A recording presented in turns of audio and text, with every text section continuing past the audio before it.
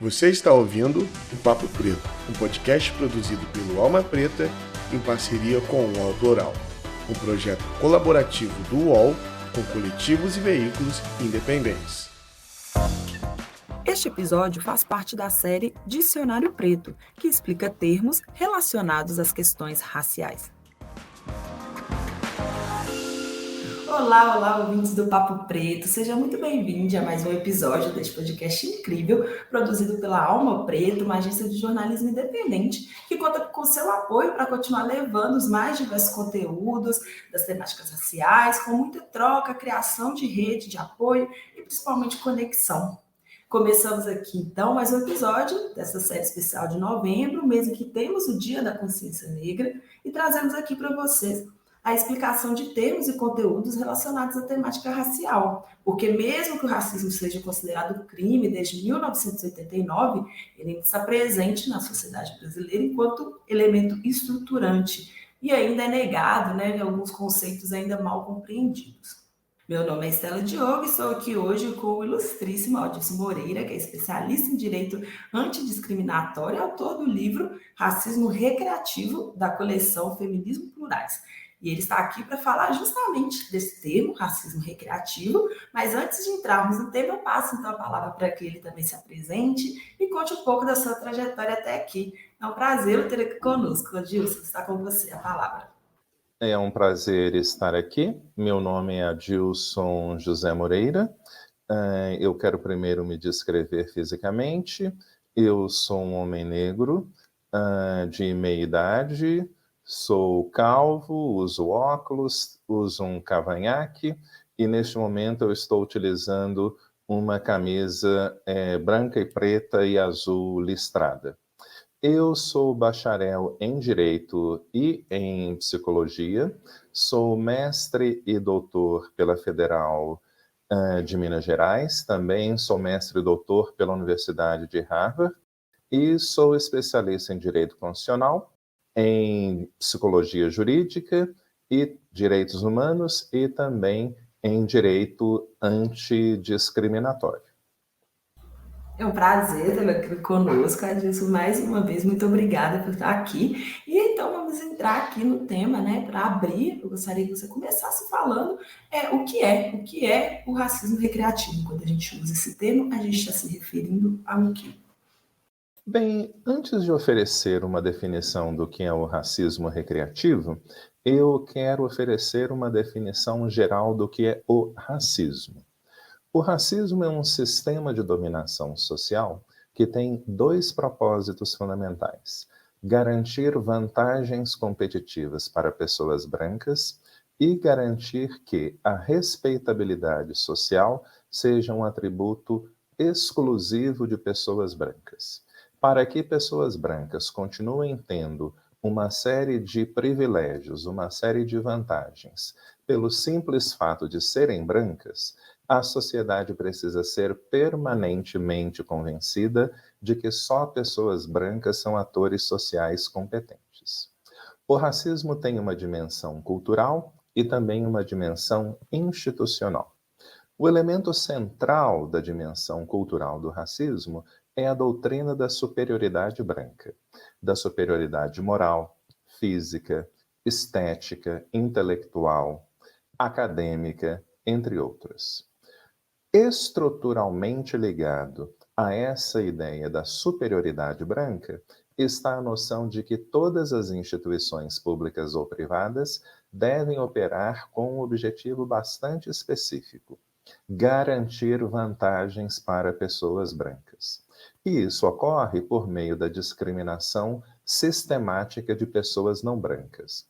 Isso ocorre por meio da discriminação direta, indireta, institucional, organizacional, entre outras.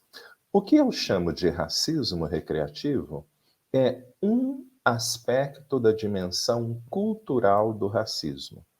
Ele é um tipo de uma política cultural presente no Brasil e em vários outros países que opera por meio do uso estratégico do humor racista. O humor racista permite que pessoas brancas e instituições controladas por pessoas brancas expressem desprezo, condescendência e ódio por pessoas não brancas, mas permite também que elas mantenham uma imagem social positiva, porque acredita-se que todo e qualquer tipo de humor é benigno, inclusive o humor hostil, inclusive o humor racista. Exemplo real. Funcionários brancos que querem substituir uma pessoa negra, uma funcionária negra, por uma funcionária branca, se reúnem em grupo de WhatsApp para poderem criar uma estratégia para forçar a demissão dessa funcionária negra. No caso, nós estamos falando de um banco público e o alvo era uma mulher negra que ocupava um cargo de gerência. Então, qual era a estratégia? Várias. Entre elas, o humor racista. Comentários sobre o cabelo dessa mulher negra, sobre a roupa dessa mulher negra, a ideia, ridicularização da cor da pele da mulher negra, a passar no corredor e rir sem absolutamente nenhum motivo ou razão. Então, o objetivo era forçar a demissão dessa mulher negra e, uma semana depois, teria uma pessoa branca no lugar dela. Então, o racismo recreativo, ele tem uma função eminentemente estratégica. Ele procura reforçar a ideia de que só pessoas brancas merecem oportunidades, de que só pessoas brancas são atores sociais competentes. Olha, mais uma perversidade aí, né, do sistema de opressão, né, do racismo. Então, é sempre bom reforçar, né, como o Adilson trouxe aqui para a gente, que é um sistema de opressão que é reproduzido em diversas formas, né, como é o caso aí do racismo recreativo, mas que ainda assim continua sendo uma prática racista e não pode ser usado, né, como uma justificativa ou que tire a responsabilidade sobre essa prática, mas o que a gente vê é justamente esse argumento sendo utilizado como atenuante, né, para esses casos de racismo recreativo, ou muitas vezes colocado nesse local de brincadeiras, né? E que acaba também sendo aceito socialmente, validado em muitos casos, até mesmo pela própria justiça. E como você analisou, Adilson, né, diversas decisões judiciais, né, que terminaram em absolvições, e foi a pesquisa, né, em torno aí do seu livro, foi essas decisões judiciais, que você poderia nos dizer, né, em quais segmentos ou meios que essas práticas são recorrentes. Você já trouxe aqui um exemplo para a gente, mas poder falar um pouco mais também dessa atuação da justiça, usando desse recurso, né, como se fosse algo menor, que atenuasse a prática do racismo, que é um crime. Veja só, há 5 anos atrás, na verdade 6 anos atrás, um aluno me mandou uma decisão judicial que falava sobre um caso de injúria racial. Então, era uma mulher negra, funcionária de supermercado, ela foi incumbida de comprar frutas e verduras para o estabelecimento. Quando ela estava no caixa, uma mulher branca que ela nunca viu, disse o seguinte: você deve ter muitos macacos em casa, né? Porque você está comprando muitas bananas. Essa mulher negra entendeu que ela foi vítima de injúria racial. Ela chamou a polícia, essa mulher branca foi processada, condenada em primeira instância, mas quando, no recurso para o TJ de São Paulo, essa decisão foi revertida, sob o argumento da ausência do elemento subjetivo do tipo penal, ou seja, não houve o animus injuriandi, mas sim o animus jocandi. Não houve a intenção de ofender, mas sim a intenção de fazer graça. Bom, a partir disso, eu comecei a colecionar várias outras decisões com características semelhantes, casos de injúria envolvendo questões de humor. Então, eu comecei a estudar teorias psicológicas, teorias sociológicas sobre o humor. Uma das mais influentes é a teoria da superioridade. Essa teoria surgiu no mundo grego com Aristóteles e ela está baseada no pressuposto de que o elemento central do humor é a malícia. Nós rimos daquelas pessoas que julgamos diferentes ou inferiores, nós rimos das situações ridículas nas quais elas se encontram e nós achamos que elas estão nessas situações ridículas porque são diferentes e inferiores. Essa teoria foi retomada por psicólogos cognitivistas no último século, e eles partem do pressuposto de que um dos objetivos centrais do humor, e especialmente do humor hostil, é a garantia de gratificação psicológica. Pessoas contam piadas racistas, sexistas, homofóbicas, porque isso é um meio delas afirmarem a convicção de superioridade em relação a grupos minoritários. Então, tendo em vista esta e outras decisões judiciais de casos de injúria, no qual esse problema se expressa por meio do humor, eu construí, então, essa teoria do racismo recreativo. Ou seja, como todas as outras formas de racismo, ele tem como propósito garantir vantagens competitivas para pessoas brancas.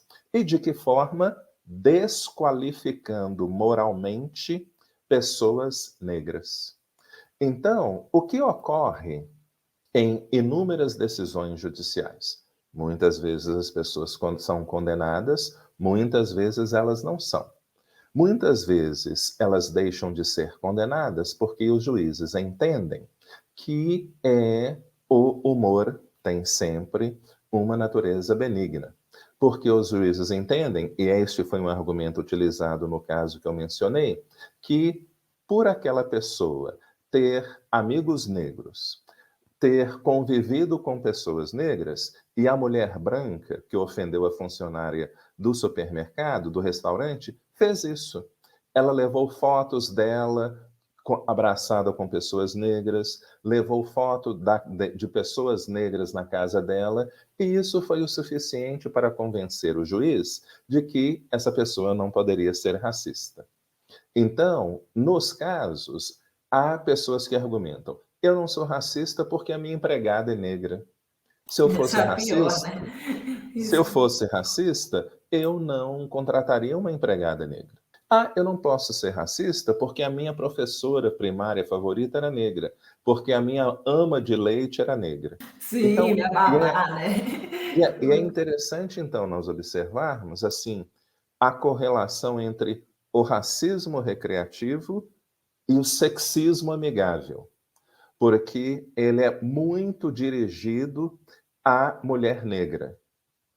Não é? Então, as piadas relacionadas com a mulher, em relação à mulher negra, é sempre essa reprodução ou da sexualização da identidade negra, o que ocorre tanto por homens quanto mulheres negras, mas também é pela reprodução de estereótipos de caráter prescritivo, ou seja, estereótipos que procuram reproduzir a ideia de que mulheres negras só podem ocupar funções subalternas.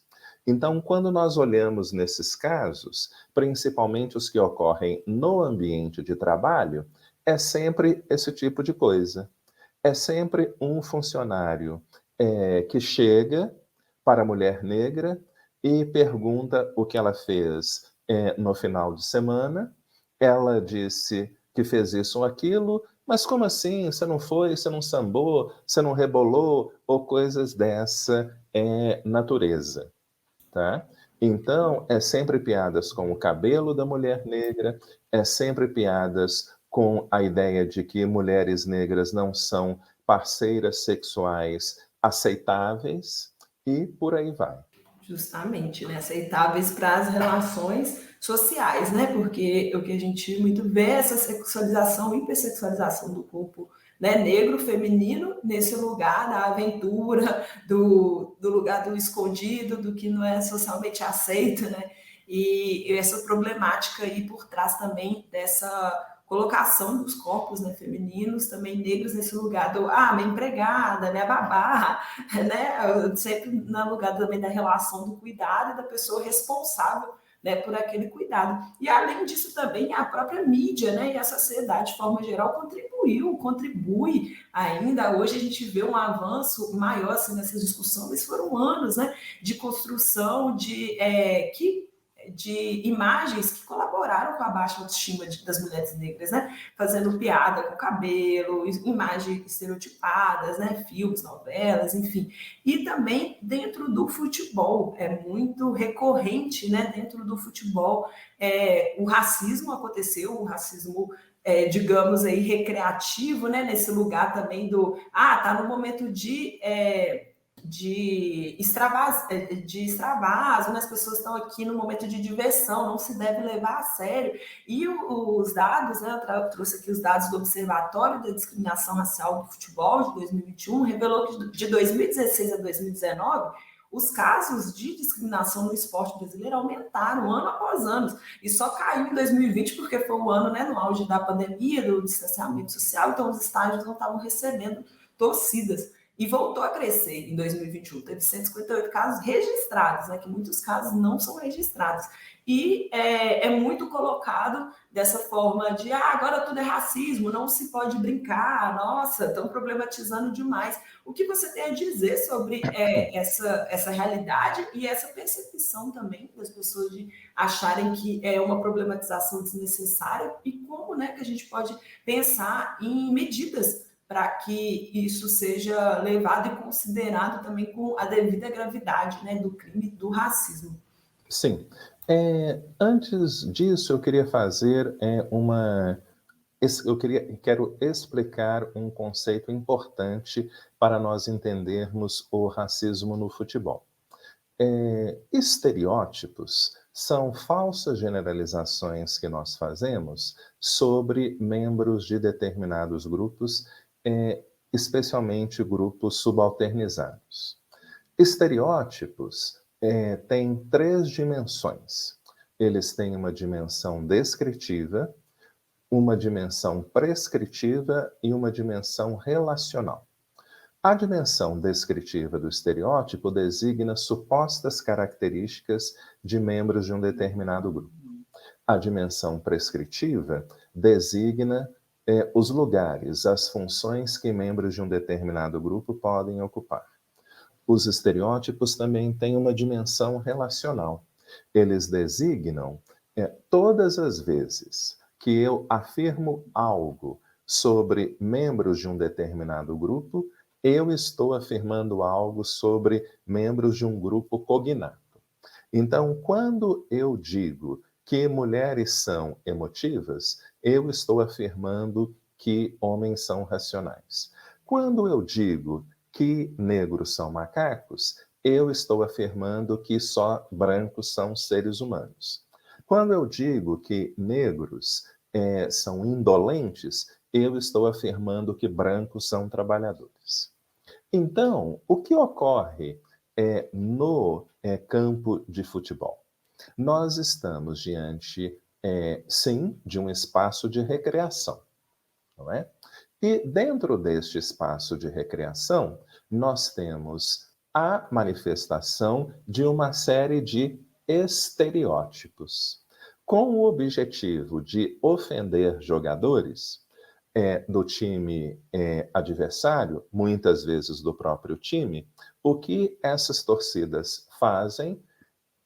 Gestos, cantigas, falas que reproduzem estereótipos descritivos, prescritivos e relacionais. Bem, e por que isso ocorre? É simplesmente porque nós estamos num espaço de recreação? Definitivamente não. Uma aluna minha escreveu um artigo de um livro absolutamente espetacular, ela se chama Ângela Leite, que se chama Ofender para Ganhar. E ela analisa esse fenômeno a partir da teoria do racismo recreativo, mas também a partir da teoria psicológica, da teoria psicanalítica das massas e também da teoria da masculinidade hegemônica. E isso é muito interessante. Essa é uma contribuição importante dessa autora, porque atletas representam um ideal. Eles representam um ideal físico, um ideal de masculinidade, um ideal sexual, porque o corpo do atleta é o corpo que nós queremos ter. O desempenho que o atleta tem é o desempenho que nós queremos ter. Então, as torcidas de futebol se comportam com o Kaká de uma determinada maneira. Ele é branco, ele é bonito, ele é um bom filho da classe média branca brasileira. Então, para ele, o comportamento é um. Agora, quando são outros, quando nós estamos falando de jogadores negros, embora eles sejam grandes atletas, embora eles tenham muito desempenho, etc., mas a minha relação dos brancos com esses atletas é ambígua. Ele é um ideal de virilidade, ele é um ideal de masculinidade, mas ele é negro. Ele é um membro de um grupo inferior. Então, como ele é diferente e inferior, eu me sinto autorizado a utilizar a raça para desqualificar essa pessoa, não é? Então, por que jogadores negros são sempre vítimas disso? Porque nós estamos sempre vendo pessoas, torcidas, jogando bananas para jogadores negros. Porque, exatamente, isso não é só uma forma de ofender esses jogadores. Isso não é só uma forma de você poder criar tensão emocional nos jogadores. Isso é uma forma de você afirmar a sua superioridade. Porque quando você está chamando ele, esse ato de jogar banana, significa eu estou me afirmando como ser humano. Eu branco, estou me afirmando como ser humano. Você negro não é humano. E, portanto, você não deveria estar neste espaço. Então, toda a lógica da operação do racismo recreativo está centrado ou na questão da superioridade, ou então na afirmação de que pessoas negras estão fora do lugar, ou de que elas são naturalmente ridículas ou estão em uma situação ridícula. Há uma outra teoria que se chama teoria da incongruidade. E nós rimos não porque eu acho que eu sou superior ao outro, mas porque eu rio de algo que contraria as expectativas, contraria a lógica, contraria a forma como as convenções sociais operam. Então, quando nós olhamos, por exemplo, para muitos programas humorísticos, como os Trapalhões, havia algo sempre presente. Apareciam, por exemplo, a Xuxa, Luísa Brunet ou outras mulheres brancas de aparência ariana, dizendo que estavam apaixonadas ou pelo Mussum ou pelo Tião Macalé. Qual era o motivo de riso? Como alguém pode sentir afeto e atração sexual por um negro? Como essa mulher branca, que representa o ideal físico-moral da superioridade racial, pode se interessar sexualmente por um homem negro desdentado? Isso é uma situação tão absurda que só pode nos fazer rir. Justamente, ainda da forma que é colocado aquele corpo negro, né? Todo marcado por esses estereótipos que você trouxe aí a definição. Aquele corpo negro que é bebum, alcoólatra, desdentado, né? Já tentando tirar os elementos ou colocar nesse lugar da inferioridade, né? Já logo ali no primeiro olhar, né? Que a gente coloca na tela. Então, já começa aí nessa construção mesmo do próprio personagem, né? Com certeza. E é isso, né? Não é questão de que agora essas questões se tornaram problemáticas, se tornaram questões do racismo que precisam ser combatidas, porque sempre foi, né? Sempre foi um crime horrendo. Agora a gente está tendo espaço, está levando esse debate, ampliando esse debate para trazer a devida importância para que isso não seja colocado nesse lugar da naturalização, né? Da naturalização como se fosse algo, sempre foi assim, então sempre tem que ser. E sempre quem fala isso é quem não foi atingido ou não é atingido, né, com essas consequências. É muito bom rir do outro, né? Ser o alvo da risada, ninguém quer ser, então é muito cômodo também para as pessoas colocarem nesse lugar, né? De sempre foi assim, sempre vai ser, mas e as consequências, né, que ficam para as pessoas. Então, a gente já está aqui caminhando para o final, essa conversa passou super rápida. Aí, para fechar, queria que você compartilhasse suas redes ou canais também que as pessoas podem acompanhar para entender um pouco mais desse assunto e aprofundar mesmo, né, na questão. Bom, eu convido todas e todes a assistir um curso que eu ofereci sobre o racismo recreativo na plataforma Feminismos Plurais. Tem um livro chamado Racismo Recreativo e também um curso virtual que pode ser acessado na plataforma Feminismos Plurais. O meu Instagram é jmoreirabh. As pessoas que quiserem me seguir, será um prazer. Eu estou trabalhando em vários projetos. Um deles se chama Mulheres, Raça e Direito, sobre as bases constitucionais do feminismo negro, e outro, e que está bastante relacionado com o tópico da nossa conversa, que é uma obra sobre direitos humanos e saúde mental.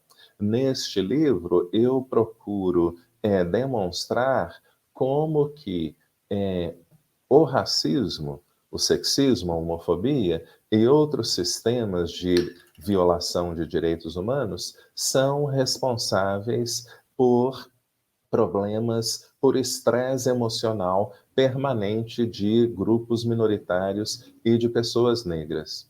Se nós olharmos em todos os lugares do mundo, as pessoas mais vulneráveis a problemas mentais são também as pessoas mais vulneráveis a problemas, a violações de direitos humanos.